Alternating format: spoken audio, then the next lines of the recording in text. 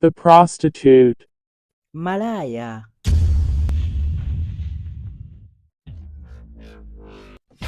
The story begins with three beautiful ladies attending a class dressed in short tight skirts.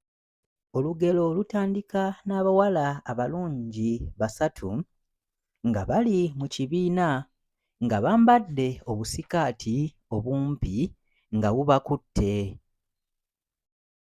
They seemed to be tired, as they were all dozing in class. Balabika nga abaakooye kubanga baali basumagira mu kibiina.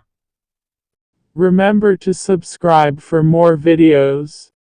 And subscription is free. Okay, let's see how this started. Lisa, Rita, and Gil joined Compass after their high school in Danu, which was a small humble village.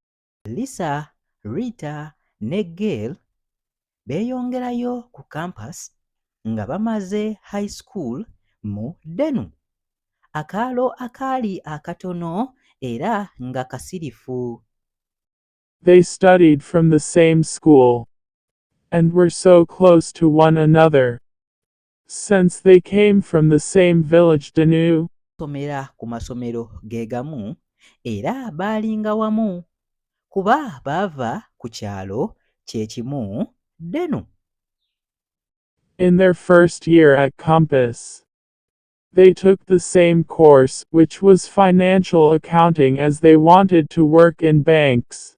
Mwaka gwabwe ogwasooka baatwala essomo lye limu erya okubalirira ebitabo kubanga baayagala okukola mu tterekero ly'ensimbi.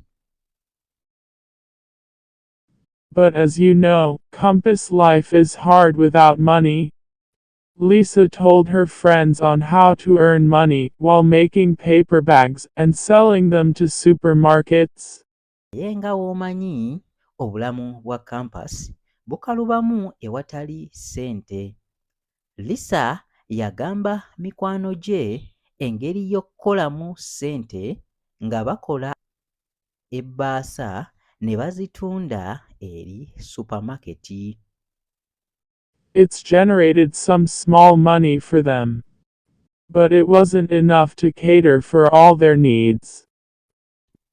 Zaaleeta ssente naye nga ntono era nga tezimala byetaago byabwe byonna. One day, Gil was invited to a birthday party of one his classmates Tenu. On her surprise, Tenu's room was filled with luxurious items and all sorts of drinks she wanted. Olunaku olumu Gail yayitibwa ku kabaga ak'amazaalibwa aka mukwano gwe Tenu. Ekyamwewuunyisa mu kisenge kya Tenu mwali mujjudde ebintu eby'amasanyu era ebyokunywa byonna bye yali ayagala. Many Compass boys and girls were in the room, plus some old rich men. One of the old men approached Gil and told her that she was too beautiful and would like to take her as a wife. Abalenzi n'abawala baali bangi mu kisenge era nga mulimu n'abasajja abakadde abagagga.